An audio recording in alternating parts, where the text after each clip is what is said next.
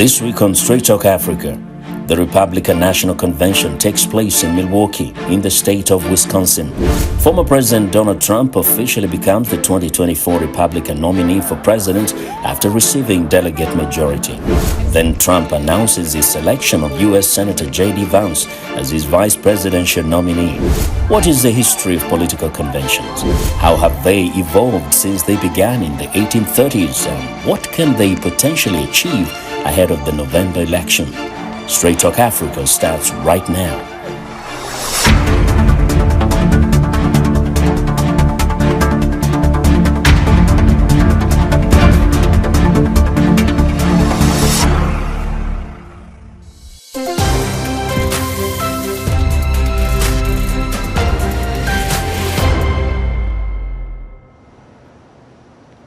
Welcome to Straight Talk Africa, coming to you from VOA headquarters here in Washington. I'm Vincent Makori.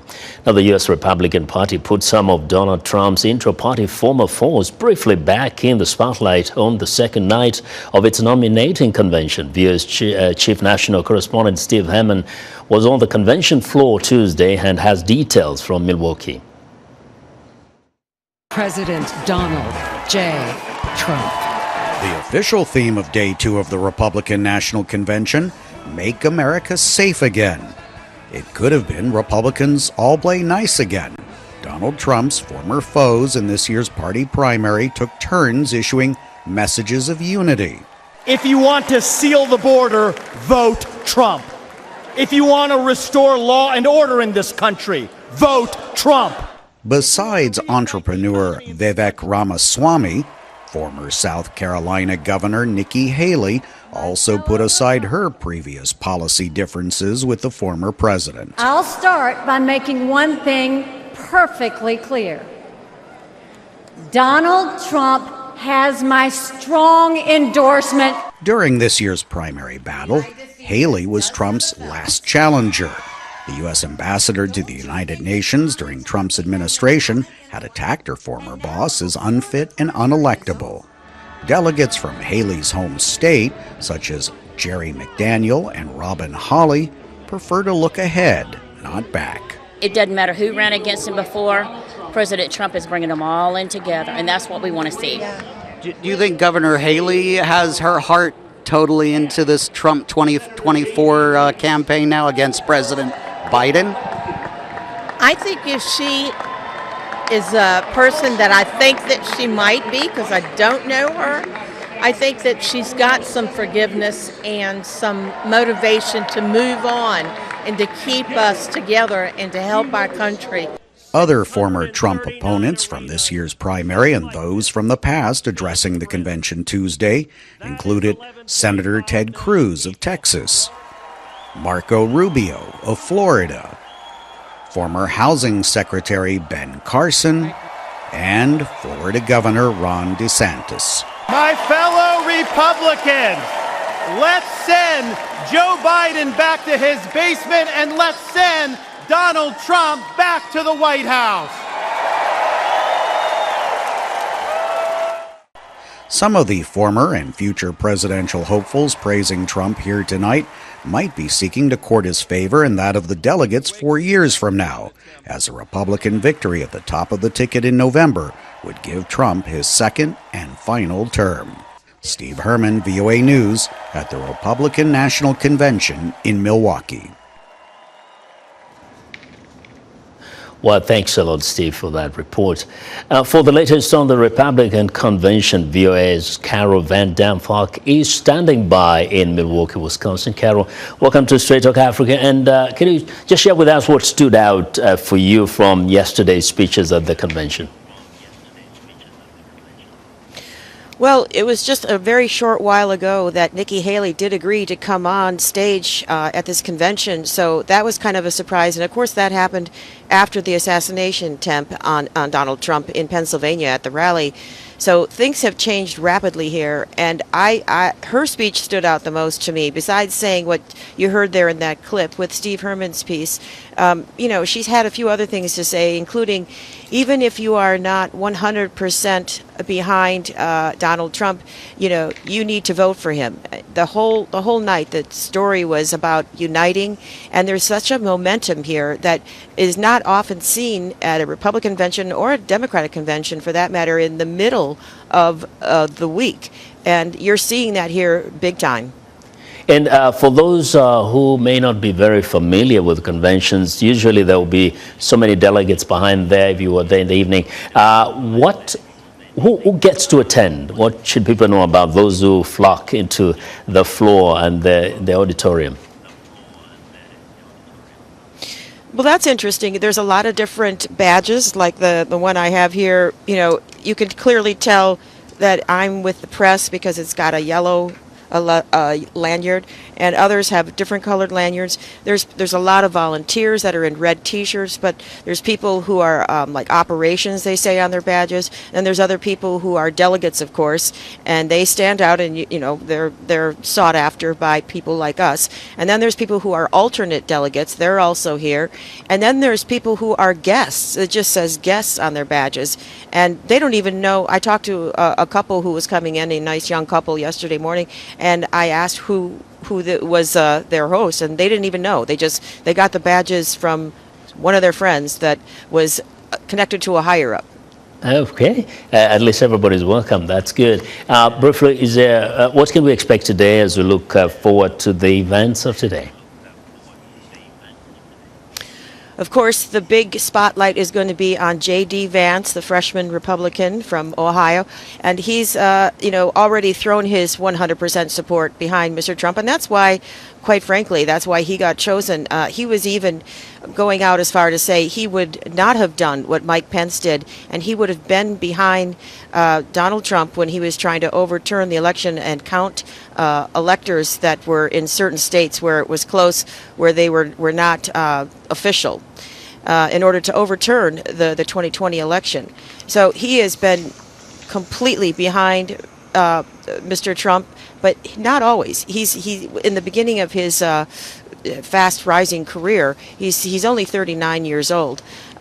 He was a critic of Donald Trump, and even called him, he said he could be America's Hitler. So you could see what a change has come in these past few years as far as his position. Now, with the former presidential candidates that spoke last night, I think they're trying to say we're going to put our ideological differences aside, even our personal differences, because we have to see the Republican Party win. And who's on the top of that Republican Party? Donald Trump. Mm-hmm.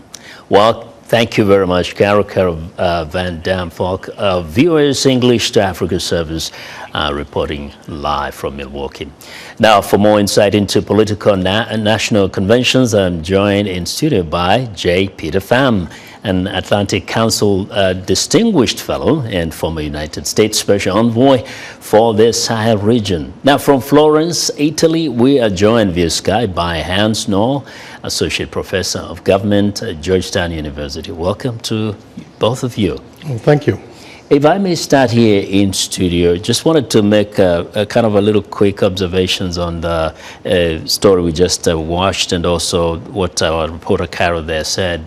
These former foes really of President Trump who criticized him not long ago. Even some said he's not fit to be president, now coming on and praising him so profusely.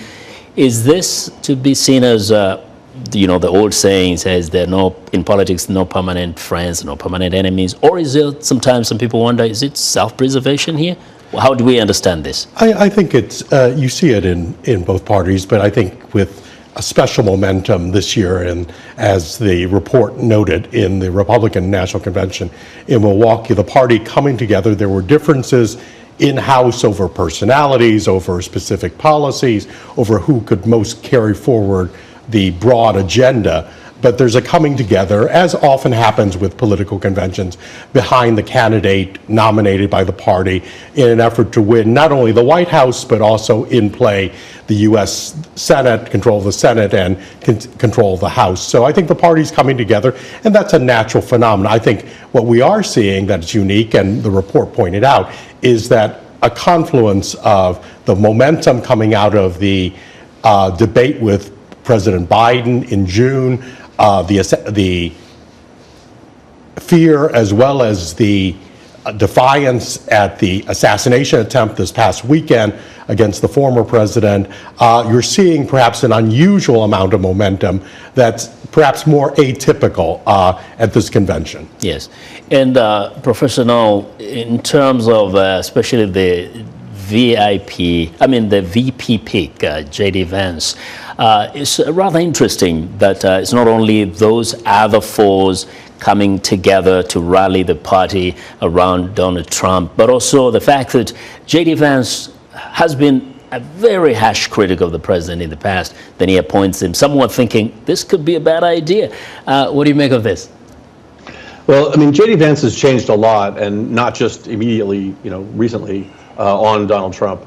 He had got Trump's support as he was running for the Senate seat that he has from Ohio, and so he's made a pivot quite some time ago to become, in the Trump camp. And as we were saying, this is a common thing as political parties, need to unite around both their candidates and their message. And so you disagree, and then you have to come around and agree.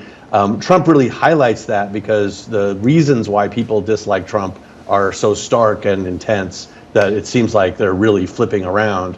But it's not an unusual thing to do. And in fact, if anything, J.D. Vance is a particularly Trumpy candidate now. And, Trump could have chosen someone who is more different, and they didn't. Yes.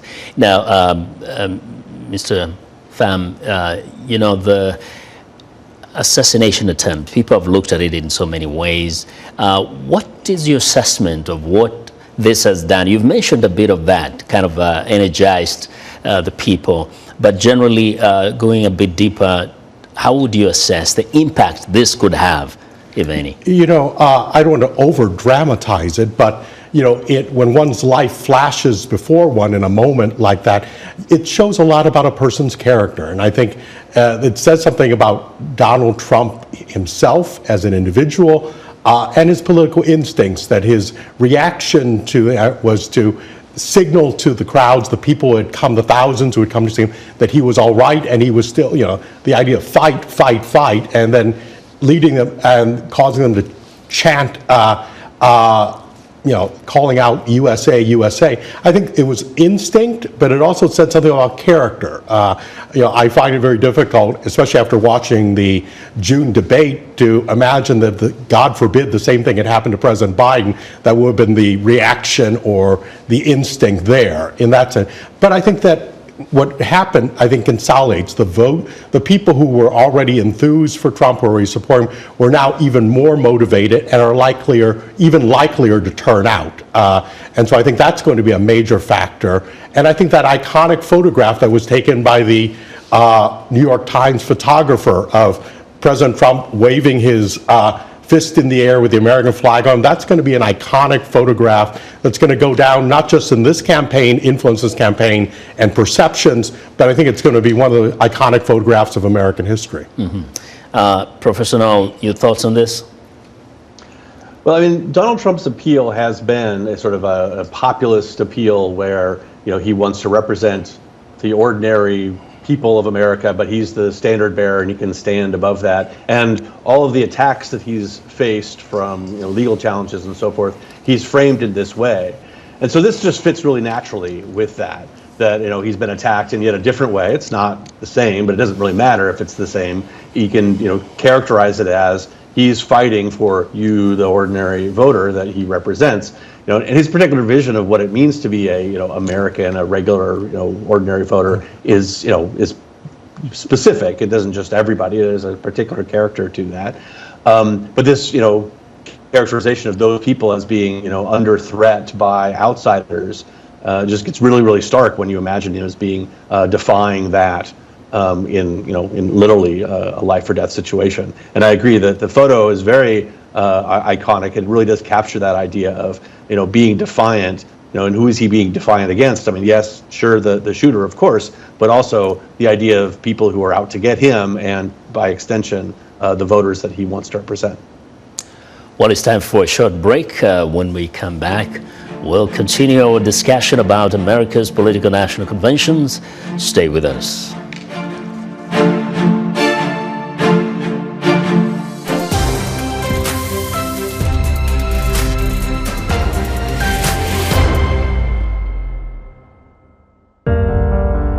In times of change, when the world seems uncertain, and what we hear doesn't reflect what we see, we seek the truth. When we are told only part of the story, we lose trust. In moments of crisis, our dreams, hopes, and wishes for a better tomorrow depends on a free press. At Voice of America, we bring you the stories that people take risks to see. We connect the world and unite it with truth. At Voice of America, we show you the whole picture.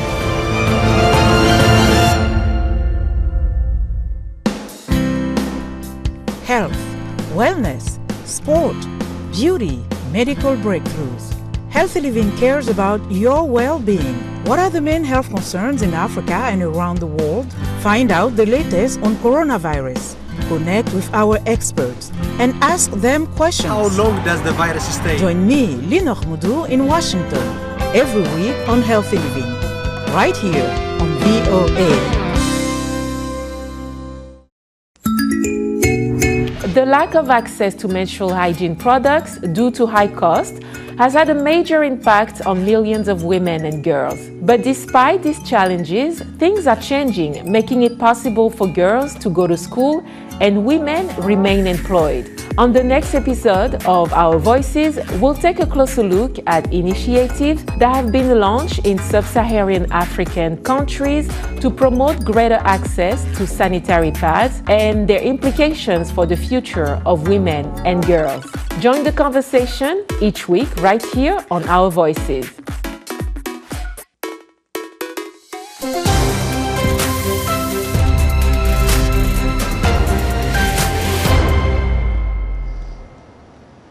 Welcome back. You're with Straight Talk Africa. I'm here in studio with J. Peter Pham, an Atlantic Council Distinguished Fellow and former United States Special Envoy for the Democratic Republic of Congo and the Sahel region. And from Florence, Italy, Hans Noel, Associate Professor of Government at Georgetown University. Now, Mr. Pham, let's start with the conventions themselves. You know, it's interesting for those who are watching us from far away countries, away from the United States. I find it very fascinating that the conventions happen after the candidate has been determined. We know who is the presidential candidate of the Democratic Party, of the Republican Party. So people wonder, what is it that it's meant to achieve? The National Convention? Well, in decades past, they certainly were to actually decide on the candidate when they didn't have candidates arrived at the convention without a majority. But now they're to a number of things. They ratify the party platform. For example, the Republican Party convention adopted a short and abbreviated platform, which I think very uniquely addresses the ordinary American people rather than the voluminous documents of earlier conventions which were written by party insiders and members of the policy establishment, which were long volumettes.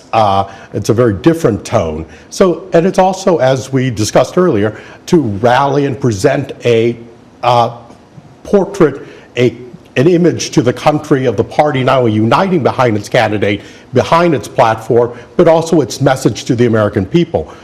For me, last night, the most powerful images were not necessarily those of political figures, some of whom I know, some of whom I've worked with, but rather of ordinary people who spoke up. For example, Mark Moran, the brother of a woman who was raped, a mother of 5, raped and killed by an illegal alien just miles from where we're sitting in Maryland. Their personal testimonies, how they were impacted, and why they're supporting Donald Trump and the Republican Party. That was the most, to me, the most moving part of last night's convention. Professor Noel, some have looked at this conventions as just party advertisements. In terms of the far-reaching implications of the fanfare and all the speeches, really, How do you assess that? I mean, does something change in terms of the voter turnout because of the convention? Or what really, in reality, can happen in terms of impacting the elections in November? Well, the connections to what happens in November are tenuous at best, but this is the campaign getting itself kicked off, right? So we don't really think too much about what's happened before this as being part of the general presidential campaign. We're still sorting out who the nominees are going to be. As you say, they've now mostly been settled, and so now we're returning to that moment.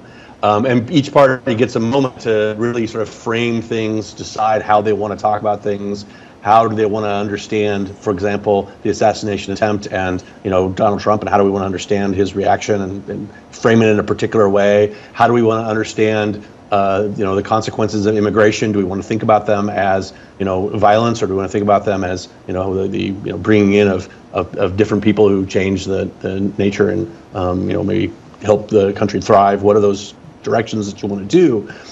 And so the Republican convention right now is telling that story about who they stand for and what they're about, and then the Democratic Party is going to do that again in a month. They're going to have that response, and then that's sort of like the opening statements of the whole campaign. Mm-hmm. And so there's a long time between now and the campaign, and generally you get a little bit of a bump out of the convention. How big of a bump varies, but there's a little bit of a bump that the polling goes a little bit better for your candidate after the convention, and then it fades away, goes the other direction for the other candidate, and usually kind of ends up back where it was.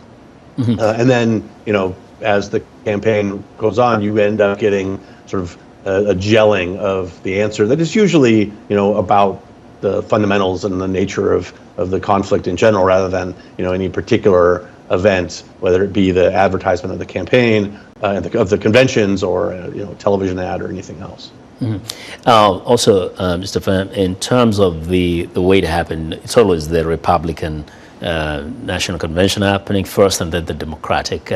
What is the background, and what advantage or disadvantage does each actually have? The convention, not to use the same word, but the custom has been for the incumbent party to cede the first place to the party that is out of the White House. Mm. So this year, because President Biden is in the White House, the Republican convention went first.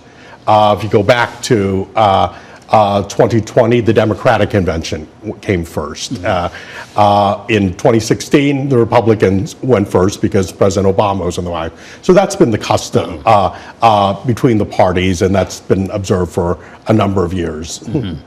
In the past, we've seen that in some of the conventions, it's been an opportunity for others to get a platform to be known or noticed nationally. We saw that like in the Democratic convention some years back, where Senator Obama spoke and most people came to know about him then. Does that necessarily happen in most conventions, or those are just situations? It sometimes happens. There are moments. I think we still have 2 nights to go in the Republican convention, so we'll see if anyone emerges in that manner. But I think this convention, will focus on the candidate, his message, and also introducing to a broader audience, although he's certainly widely known in the Republican Party, but to a broader audience, the extraordinary figure of the vice presidential pick, J.D. Vance, the junior senator from Ohio, who I think puts into play several key swing states, neighboring Pennsylvania, Michigan, both of which border his state of Ohio, as well as Wisconsin, and the appeal to blue-collar workers, which has been a shift in the Republican Party, which, not too long ago, I'm old enough to remember being accused of being a country club Republican. And so I think it's a shift in the party that is also going to be highlighted. Yes. Professor Noel, some see the times in which we live in as, times that technology is playing a bigger role, sometimes than even putting people together in a room. To what extent do you see technology as having, in a way, transformed how politicians relate and connect to the people, as opposed to large events, large platforms like the national conventions? Well, it's still the national conventions and these other big events that, focus everything. So, a debate happens and then everyone's on social media talking about it, but it's still the debate that's triggering that focus and that attention to that conversation. Similarly, this convention is now, taking place with the people gathered together in Milwaukee, and then all the social media and the other technology allows it to penetrate to people in different places in different ways. We're talking here now. I'm in Italy, and we can do that through technology, but it's still the event that's bringing it together. And I think that's part of the reason why, the fact that the decision isn't being made at the convention hasn't eliminated the importance of things like conventions, because the convention is still a place where all of the media attention will turn, and that is what matters, whether it's through news reports, newspaper reports following the convention, to live television, to social media. Yes. Now, if I may stay with you just once for one more question here. You're in Europe, and we've been reading this reports that there's some who are feeling very uncomfortable the prospect of former President Trump coming back. Is that something that you hear around where you are, or is it, maybe things we're just reading in the newspapers? Well, definitely, there are people with those concerns, and then there are, people with other views as well. I think there's a lot of folks who view, Donald Trump as someone who is, a different kind of representative of the United States, and his views about NATO and his views about, the importance of, a relationship with Europe and so forth. It's just different than past Republicans and Democrats alike. And so certainly I've talked to a lot of people here who are worried about a United States that's not going to view its commitment to NATO in the same way that has been done in the past. They're worried about a United States that's not going to consider itself part of a global community, and instead thinks America first. And so that is a concern, and it's a concern everywhere. Of course, there's also people who are quite happy with the direction that Trump is taking and would like to take their own countries in that direction as well. Yes, and Mr. Pham, we've had some people who get these concerns or fearful. These are unfounded fears in terms of foreign policy. The Europeans especially getting a little jittery, some of them. What would you tell them? Well, I think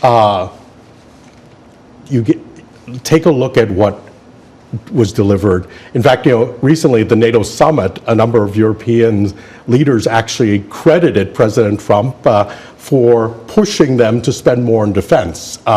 They may have not liked the way he did it, but they were pushed and they did it, and that prepared them actually for the crisis in Ukraine. I just returned from 2.5 weeks in Africa, and quite frankly, a number of leaders I spoke to, very senior, have looked back to the Trump years and earlier Republican presidents and things they've accomplished, and also look forward to perhaps a little less social engineering and bullying about cultural things and more a transactional respect for them as independent sovereign states that have things to offer the United States, and the U.S. has things to offer them. So I think there's also a looking forward to a less preachy foreign policy, and one that engages them respectfully. Well, thank you very much. You have the last word there. We'll have to leave it here. Thank you both for being on the show. J. Peter Pham is Atlantic Council Distinguished Fellow and former United States Special Envoy for the Democratic Republic of Congo and the Sahel region. And Hans Noel is Associate Professor of Government at Georgetown University. Thanks to our affiliate stations for broadcasting Straight Talk Africa across the continent. I'll see you next time.